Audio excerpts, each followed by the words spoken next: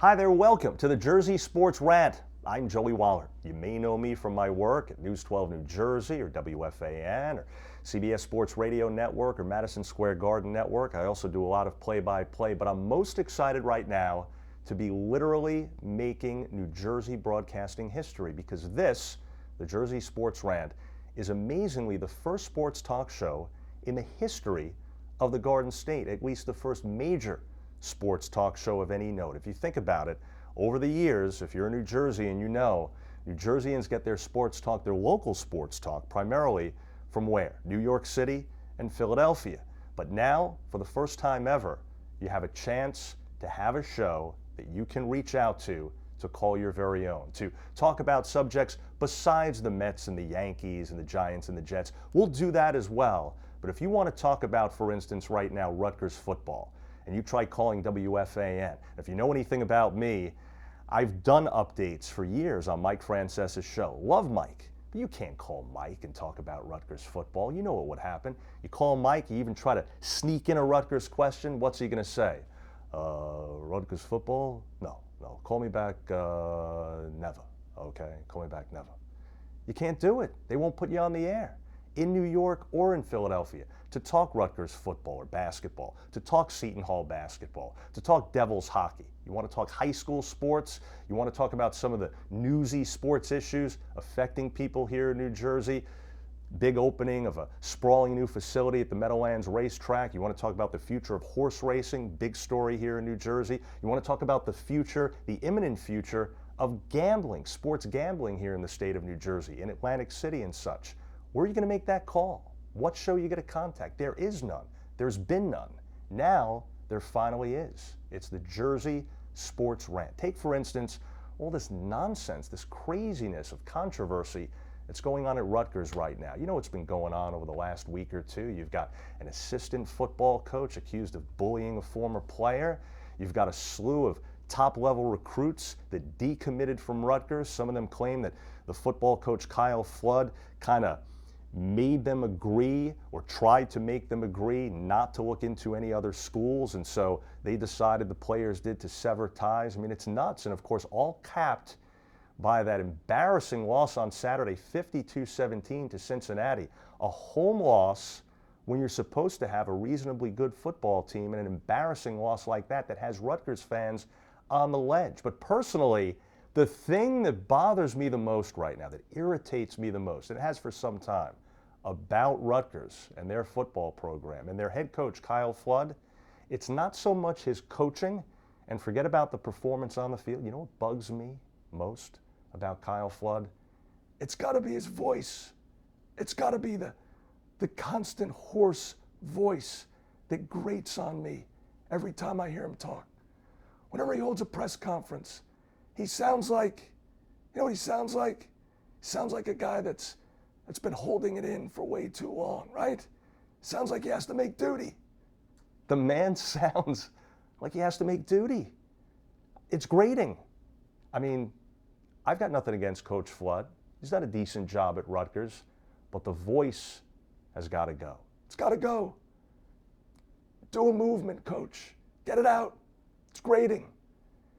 But on a serious note, to me, the biggest embarrassment in the wake of that Rutgers loss, 52-17 last week to Cincinnati, is Coach Kyle Flood getting up there, as he often does, and as his predecessor, Greg Schiano, often did at Rutgers, trying to put a happy face on an absolute disaster. Rutgers fans know their team stinks. They feel it's an embarrassment right now. And Kyle Flood gets up there minutes after an embarrassing loss and basically says things like, it's frustrating, but we're going to move forward. We're going to learn from this. Our young guys are going to get better as No one wants to hear that. I'm not a Rutgers fan, but if you are, if you're listening right now, surely you agree with me. You don't want to hear that. For once, in a situation like this, you want to hear honesty from your coach, right? You want to hear him get up there and say, you know what? We stink right now. It's an embarrassment. I mean, all the talk about how you're going to get better and learn from it, it's fine if you want to mix that in, but first you've got to own up. Rutgers fans, in a matter of speaking, what they want most right now from their coach in a situation like this, they want to hear from him that he called for the code red, right? They want to hear some honesty. They know their team stinks. They want to hear him say it from his mouth. You can't, on one hand, if you're at Rutgers, talk about the great education you give people, and then when you talk about your football team, you treat them like idiots. When you deal with the media, it's like he's trying to fool people with this filibustering, and it just doesn't work. This is a show where, aside from ranting here on the Jersey Sports Rant, we're also going to delve into some human interest stories in sports here in New Jersey from time to time, which I have a great passion for. For instance, you may have caught the story just recently here in New Jersey.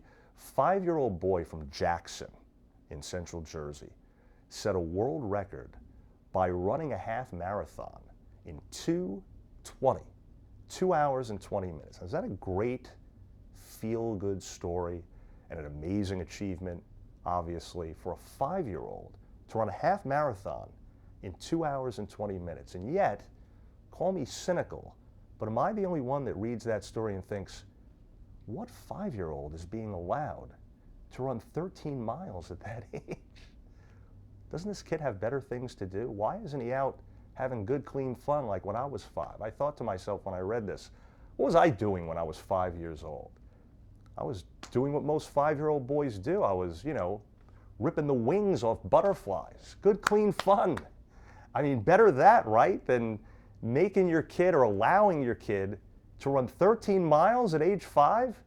I mean, isn't that bad for his heart, for his limbs, for his lungs? Clearly, folks, I'm no endocrinologist, but questions need to be raised.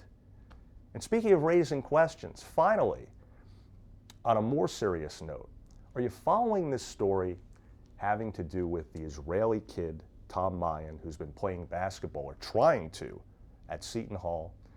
The quick recap on this, because there's a new development and it stinks. This kid comes from Israel last year, gets permission from the Israeli government to play basketball at Seton Hall. He's not a great player. He's not even a very good player. He's okay.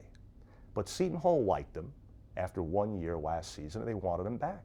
Problem was, come the end of last season, back in the spring, Israel decides to call him back to the country, order him back to serve his military duty. And so we all know the old story about the Israeli military obligation. Everybody's got to do it, men, women, you got to go in for a couple of years. And you know how it usually is with the Israeli military. It's kind of like the old Roach Motel commercial years ago. Once you go in, you don't come out, at least until they say you're done, right? And so he goes back to Israel, and Seton Hall thinks, you know what, he's probably not going to be able to come back anytime soon. But they negotiate with the Israelis to the 11th hour until the start of the new school year. And Israel surprisingly agrees to let him come back and start year 2 at Seton Hall. And so he does. So they've played a few games. He's started the season with them. When he came back, he did a bunch of interviews saying how relieved he was to be back, how he loves Seton Hall. He's grateful that they fought for him to come back. After all, again, he's not a great player. They wanted him back because they made a commitment to him and they wanted to honor it, and he wanted to honor his commitment. And now, would you believe, Israel is saying he's got to come back again in January to finish out the military commitment. What's going on here? I mean, they let him come the first time and pulled him back, and now they've done it again, so they've screwed this kid royally 2 different times. And look, let me be clear here. To me, this isn't about being for or against Israel. This isn't about Jews. This has nothing to do with politics. It doesn't even have anything to do with sports or with basketball. Again, the kid's not that good of a player. It's about just doing the right thing. I mean, the kid is 19, 20 years old. It's borderline child abuse, yo-yoing this kid back and forth. And let's be honest, folks. If that kid is here, Tom Mayen, playing basketball in the Big East for Seton Hall University. The Big East now has a new TV deal with Fox Sports 1, as you probably know. Every time that kid comes into a game, naturally the announcers mention sooner or later that he's from Israel. That's advertising, that's promotion, that's goodwill around the world, literally, that money just can't buy. That kid does far more use and good for the state of Israel playing basketball for Seton Hall in the Big East than he does wearing military fatigues in the Israeli desert. Let the kid play. Leave him alone. Chances are nothing can be done, but hopefully something can be. Although, in closing, I do have to admit on a lighter note, if you've seen Tom Mayen play, I mean, I love the kid. I hope it works out for him. He's a god-awful offensive player, and he's a god-awful shooter. And so let's hope for Israel's sake, if he does stay there in the Army, that he can shoot a rifle or a machine gun a heck of a lot better than he can shoot a basketball. We'll take a break. When we come back, we'll hear from you on New Jersey's first ever sports talk show to call its very own. It's the Jersey Sports Rant. We'll bring you in via Twitter, via the telephone, and also via webcam. Joey Waller on the Jersey Sports Rant. We speak to you right after this.